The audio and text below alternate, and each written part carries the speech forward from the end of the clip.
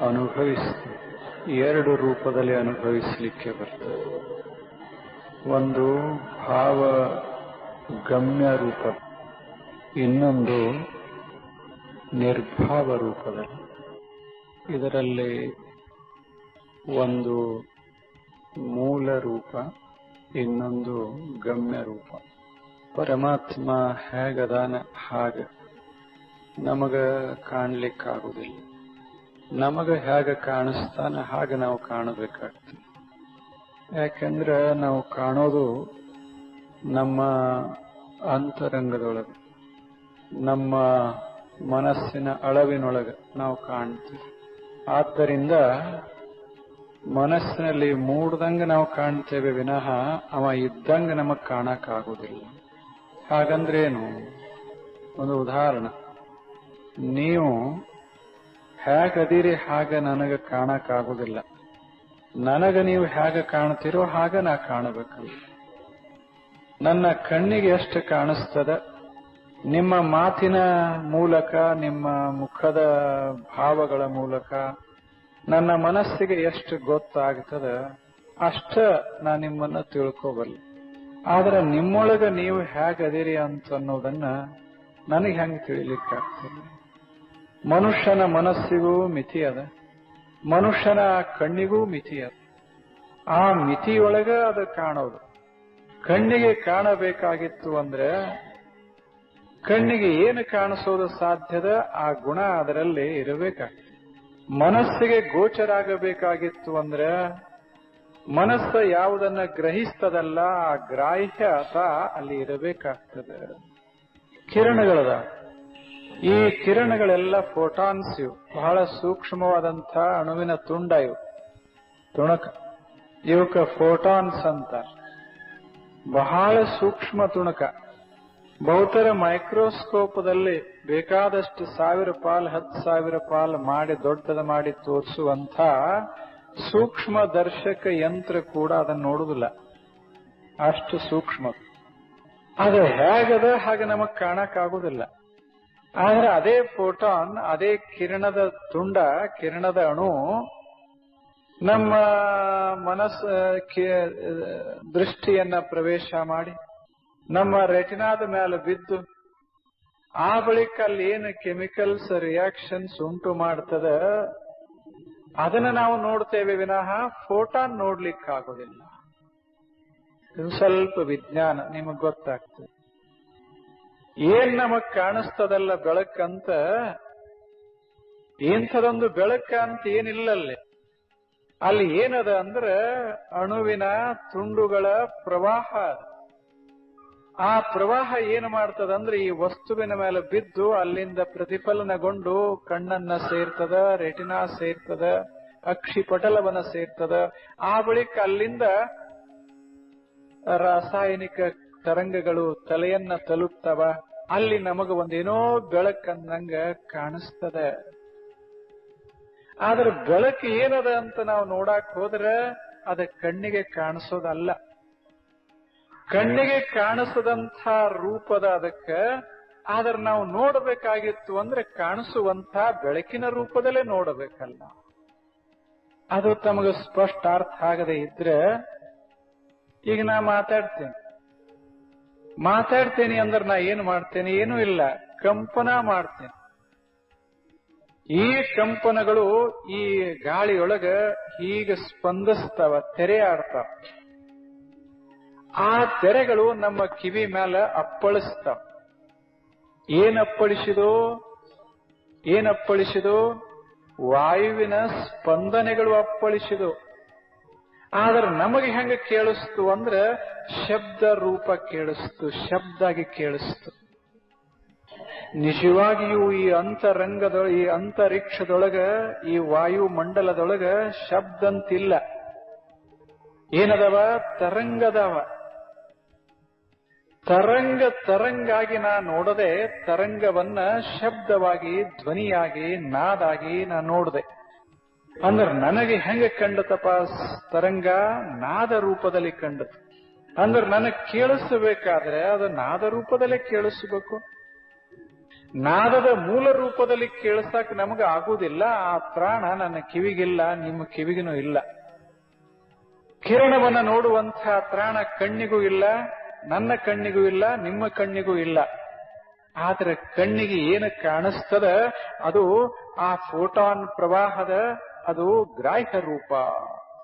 ಕಿವಿಯೊಳಗೆ ಬಂದ ಬಳಿಕ ನಮಗೇನು ಕೇಳಿಸ್ತದ ಶಬ್ದ ನಾದ ಅಂತ ಅದು ಕಿವಿಗೆ ಬಂದ ಬಳಿಕ ಕಾಣುವಂತಹ ಗ್ರಾಹ್ಯ ರೂಪ.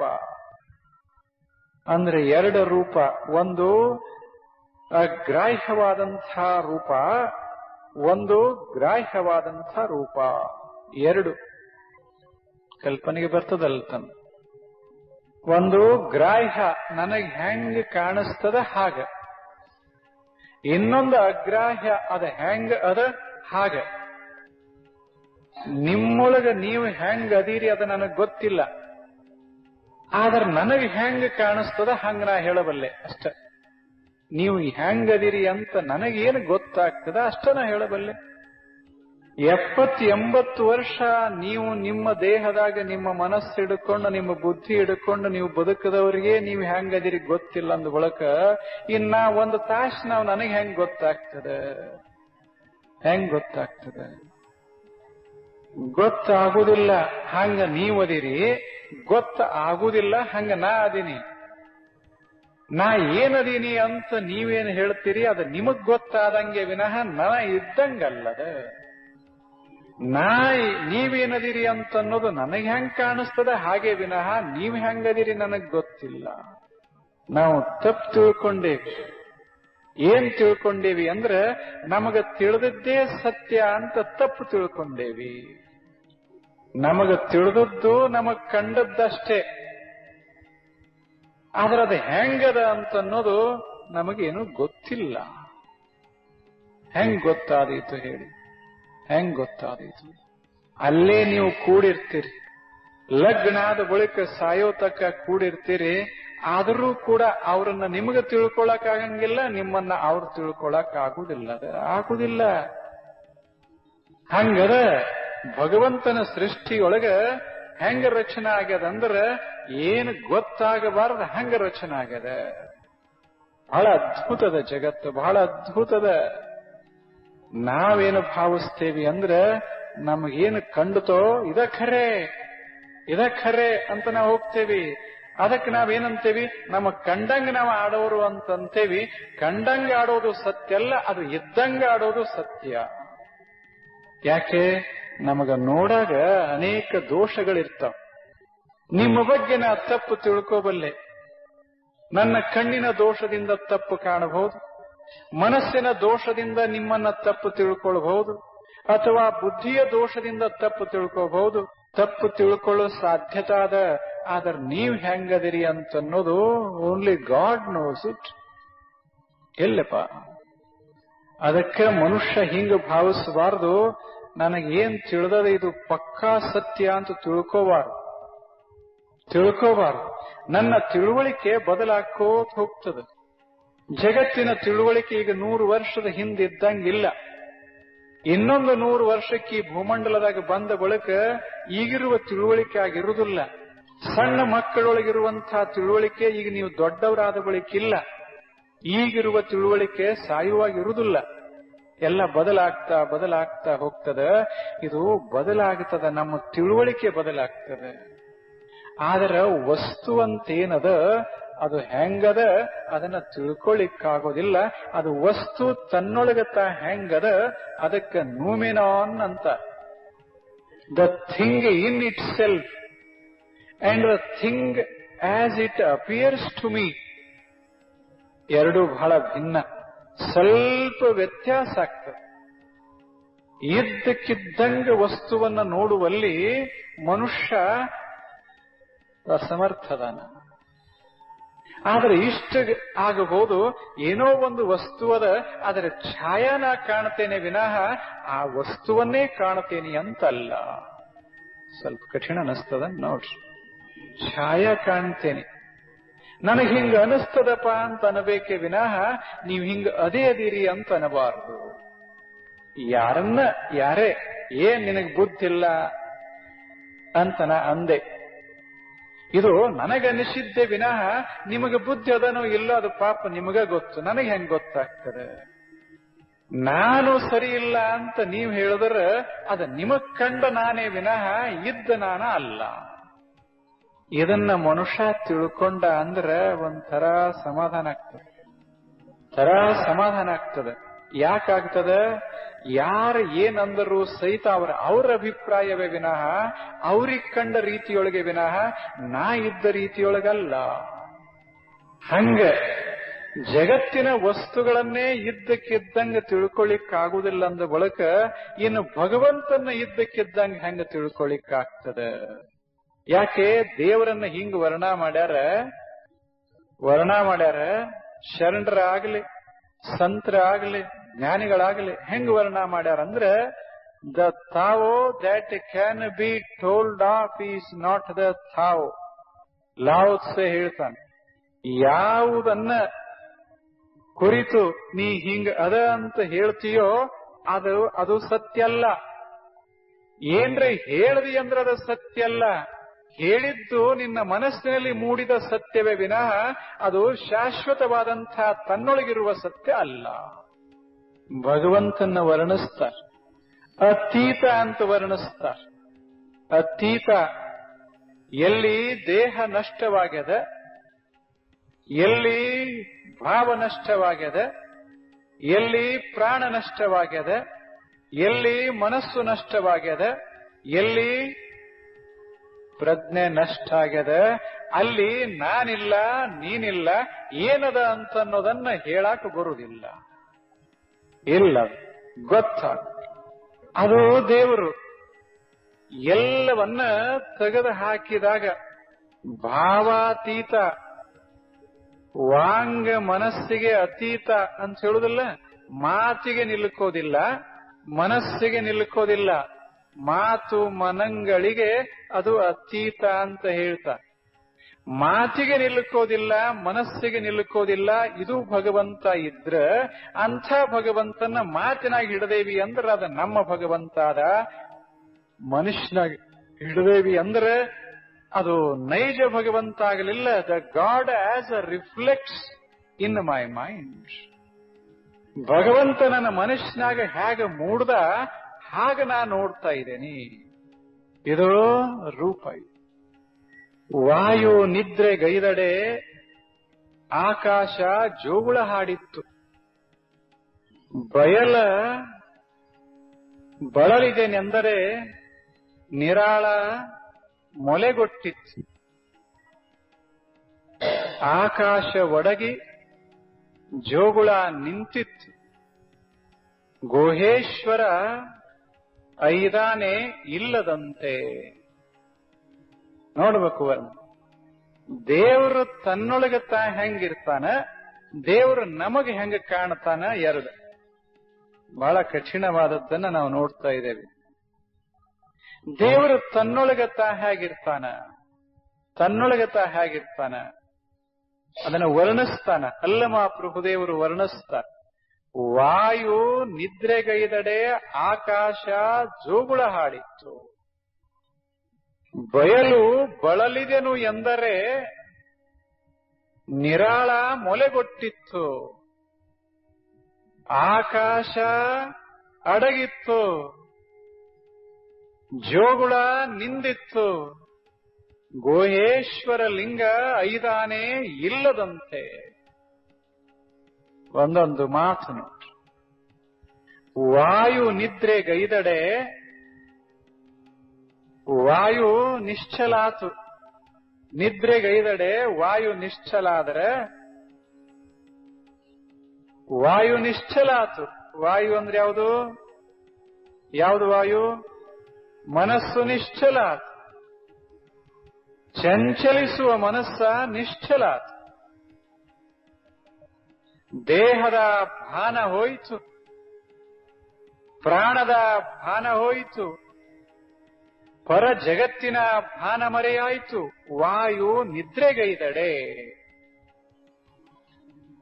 ನಾ ನಿದ್ರೆಯೊಳಗ ಪ್ರವೇಶ ಆದ್ರೆ ಹೊರ ಜಗತ್ತು ಕಾಣಿಸೋದಿಲ್ಲ, ನನ್ನ ದೇಹ ಕಾಣಿಸೋದಿಲ್ಲ, ನನ್ನ ಮನಸ್ಸು ಕಾಣಿಸೋದಿಲ್ಲ.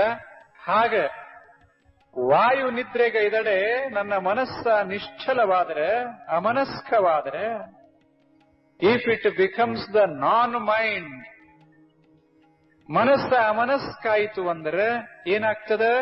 ದೇಹದ ಭಾವ ಮರೆಯಾಗ್ತದೆ, ಜಗತ್ತಿನ ಭಾವ ಮರೆಯಾಗ್ತದೆ, ಮನಸ್ಸಿನೊಳಗಿರುವಂಥ ಅನೇಕ ಕಲ್ಪನಾ ಜಗತ್ತು ಮರೆಯಾಗ್ತದೆ. ವಾಯು ನಿದ್ರೆಗೈದಡೆ ಆಕಾಶ ಜೋಗುಳ ಹಾಡಿತ್ತು. ಆ ಅಮನಸ್ಕ ಮನಸ್ಸಿನೊಳಗ, ಮನಸ್ಸು ಇಲ್ಲ ಅಂತನ್ನುವಷ್ಟು ಶಾಂತವಾದ ಮನಸ್ಸಿನೊಳಗ, ಅಮನಸ್ಕ ಅಂತಾರ ಅದ ಇಲ್ಲ ಅಂತ ಗೊತ್ತಾಗದಷ್ಟು ಶಾಂತ ಆತು ಅಂದ್ರೆ ಅದಕ್ಕೆ ಅಮನಸ್ಕ ಅಂತ ಕರೀತಾರೆ. Mind is there, but it is not moving. It is neither thinking, nor it is desiring, nor it is ಕಾಗ್ನೈಸಿಂಗ್. ಏನಿಲ್ಲ, ಅದು ಯಾವ ಕ್ರಿಯಾ ಮಾಡದೆ ತನ್ನಷ್ಟಕ್ಕೆ ತಾನು ಶಾಂತಾಗಿ ಬಿಟ್ಟಿತು ಅಂದ್ರೆ ಆ ಕ್ಷಣದೊಳಗೆ ನಿದ್ರೆಗೈದಂಗಾತು. ಆ ಅಮನಸ್ಕ ಮನಸ್ಸಿನೊಳಗಿರುವಂಥ ಆಕಾಶ, ಆ ಅಮನಸ್ಕ ಮನಸ್ಸಿನೊಳಗಿರುವಂಥ ಪ್ರಜ್ಞಾಕಾಶ, ಚಿದಾಕಾಶ, ಆ ಜೀವ, ಆ ಪ್ರಜ್ಞಾ ಏನ್ ಮಾಡ್ತದೆ? ಆಕಾಶ ಜೋಗುಳ ಹಾಡಿತ್ತು. ಅಂಥ ಶಾಂತ ಮನಸ್ಸಿನೊಳಗೆ ಮೂಡಿದಂಥ ಚೇತನ ಏನು ಮಾಡ್ತು ಅಂದ್ರೆ ಜೋಗುಳ ಹಾಡಾಕತ್ತು. ಜೋಗುಳ ಹಾಡಾಕತ್ತು ಅಂದ್ರೆ ದೇಹದ ಪ್ರಜ್ಞೆ ಇಲ್ಲದಕ್ಕೆ, ಮನಸ್ಸಿನ ಭಾವಿಲ್ಲ. ಅದೀಗ ಏನು ವಿಚಾರ ಮಾಡಾಕತ್ತು ಅಂದ್ರೆ ನಾನು ಶಿವ, ನಾನು ಮಹಾಚೇತನ, ನಾನು ಜಡ ಅಲ್ಲ, ನಾನು ಮಹಾನ್ ಚೇತನ ಅಂತ ಸ್ಪಂದನೆ ಶುರುವಾತು. ಜೋಗಳ ಹಾಡಾಕತ್ತದು. ನಾನು ದೇವರು.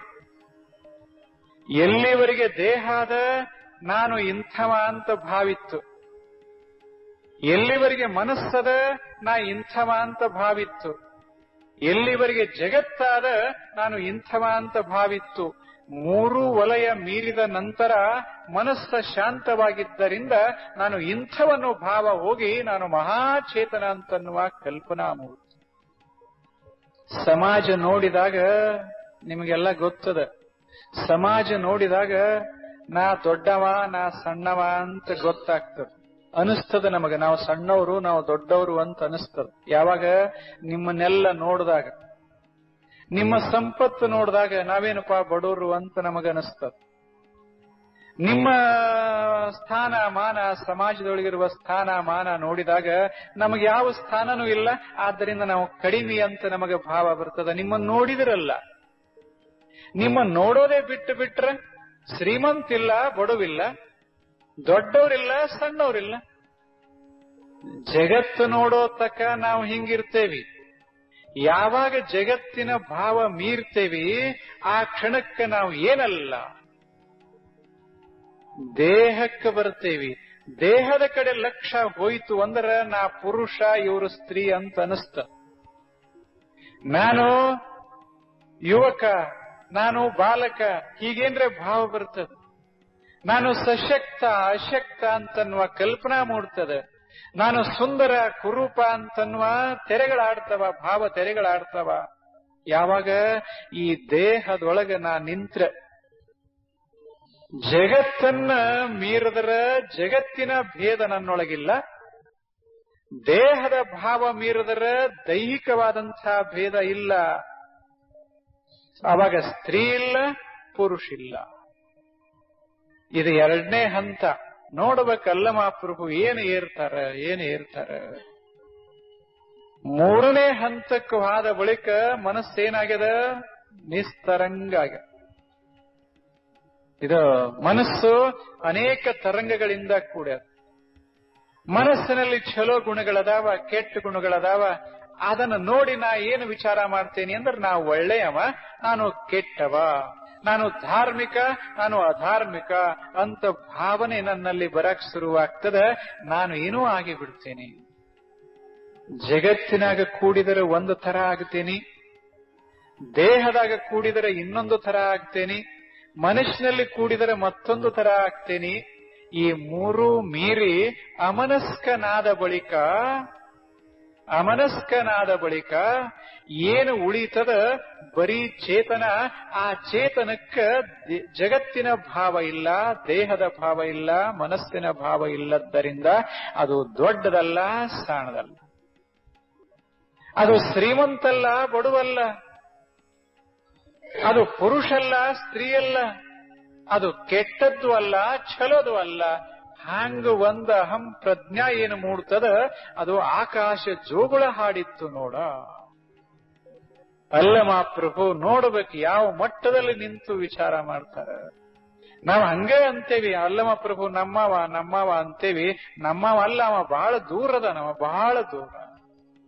ಅವ ನಿಂತಲ್ಲಿ ನಾವು ಆದ್ರೆ ನಾವೇ ಇಲ್ಲಂದ ಬಳಕ ಅವ ನಮ್ಮವ ಹೆಂಗಾಗ್ತಾನ, ಅವ ನಮ್ಮವ ಹೆಂಗಾಗ್ತಾನ? ಇಲ್ಲದು ಇಲ್ಲ. ಎಷ್ಟು ಎತ್ತರ, ಏನು ಭಾವ. ನಾನು ಬರೀ ಒಂದ್ ಸಣ್ಣ ವಚನ ಹೇಳಕತ್ತೀನಿ ಅಷ್ಟ. ವಾಯು ನಿದ್ರೆ ಗೈದಡೆ if the mind becomes a non mind. ಆಕಾಶ ಜೋಗುಳ ಹಾಡಿತ್ತು ನೋಡ. ಆಕಾಶ ಜೋಗುಳ ಹಾಡಿತ್ತು ನೋಡ. ಅವಾಗ ಏನು ಪ್ರಜ್ಞೆ ಇಲ್ಲ, ನಾನದೀನಿ ಅಂತನ್ನೋದಷ್ಟೇ ಸ್ವಾತ್ಮ ಪ್ರಜ್ಞೆ ಉಳಿತದ. ಇದು ಜೋಗುಳ, ಇದು ಅತ್ಯಂತ ಮಧುರವಾದಂಥ ಗೀತ. ಇದು ಬಯಲು ಬಳಲಿದೆನೆಂದಡೆ ನಾನು ಚೇತನ, ನಾನು ಚೇತನ, ನಾನು ಚೇತನ ಅಂತನ್ನುವ ಸ್ಪಂದನಾದರೂ ಎಷ್ಟು ದಿವಸ ಇರೋದು? ಅದು ಅಂತ ಅದು ಸಹಿತ ಸ್ಪಂದನ ನಿಂತು ಹೋಗ್ತದ. ಯಾವಾಗ ಸ್ಪಂದನ ನಿಂತು ಹೋಯಿತೋ ಆ ಬಳಿಕ ನಿರಾಳ ಮೊಲೆಗೊಟ್ಟಿತ್ತು ನೋಡ. ಅವಾಗ ಬಟ್ಟ ಬಯಲ ನನ್ನನ್ನ ತುಂಬಿಕೊಳ್ಳುತ್ತದ. ಆಕಾಶ ಅಡಗಿತ್ತು, ಜೋಗುಳ ನಿಂದಿತ್ತು, ಗುಹೇಶ್ವರ ನಿದ್ದ ಇಲ್ಲದಂತೆ. ಅವಾಗೇನಿಲ್ಲ. ಇಂಥ ಅವಸ್ಥೆಯನ್ನ ಅಲ್ಲಮಹಾಪ್ರಭು ತಲುಪಿದ.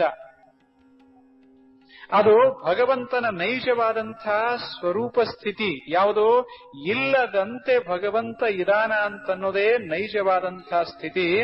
ಅದನ್ನ ನಾ ತಿಳ್ಕೋಬೇಕಾದ್ರೆ ಮನುಷ್ಯನಾಗ ಹಿಡಿಬೇಕಾಗ್ತದ. ಅದ ಹೆಂಗದ ಹಾಗ ತಿಳ್ಕೊಳಿಕ್ಕಾಗುದಿಲ್ಲ. ಹಾಗ ತಿಳ್ಕೋಬೇಕಾದ್ರೆ ನಾನ ಇಲ್ಲದಾಗಬೇಕಾಗ್ತದ. ನಾ ಇದ್ದ ತಿಳ್ಕೋಬೇಕಾದ್ರೆ ಅದು ನನ್ನಂಗ ಆಗಬೇಕಾಗ್ತದ. ನಿಜ ಇಲ್ಲ? ನಾನು ಇದ್ದು ಭಗವಂತನ ತಿಳ್ಕೋಬೇಕಾಯ್ತು, ನನ್ನ ಅಳವಿನಲ್ಲಿ ಭಗವಂತನ ತರಬೇಕಾಗ್ತದ. ಭಗವಂತ ಹೆಂಗದನ ನಾ ತಿಳ್ಕೋಬೇಕಂತ ಹೊರಟೆ, ನಾನು ಅಳಿಬೇಕಾಗ್ತದ.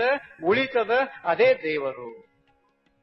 ಲಾವೋತ್ಸೆ ಅಂತ ಚೀನಾ ದೇಶದೊಳಗೆ ಅಪ್ರತಿಮ ಸಂತ, ಬಹಳ ದೊಡ್ಡ ಮಹಾತ್ಮ. ಸಣ್ಣ ಕಥೆ ಹೇಳ್ತೀನಿ. ಬಹಳ ದೊಡ್ಡ ಮಹಾಪುರುಷ. ಯಾವ ಜಂಜಡ ಇರಲಿಲ್ಲ. ಎಂದ ಜನ್ಮ ತಾಳಿದ ಅಂದಿನಿಂದ ಸಾಯೋತಕ ಯಾವ ಜಂಜಡ ಇರಲಿಲ್ಲ. ಒಂದು ಸಲ ಗಿಡದ ಕೆಳಗೆ ಕೂತಿದ್ದ. ಅಲ್ಲಿಗೊಬ್ಬ ಶಿಷ್ಯ ಬಂದು ಕೇಳ್ದ, ಲಾವೋತ್ಸೆ ಗುರುಗಳೇ, ನನಗ ಸತ್ಯ ವಸ್ತುವನ್ನ, ಬ್ರಹ್ಮ ವಸ್ತುವನ್ನ, ಮೂಲ ವಸ್ತುವನ್ನ ಕಾಣಬೇಕಾಗ್ಯದ ಅಂದ. ದೇವನನ್ನ ಕಾಣಬೇಕಾಗ್ಯದ ಅಂದ. ಆವಾಗ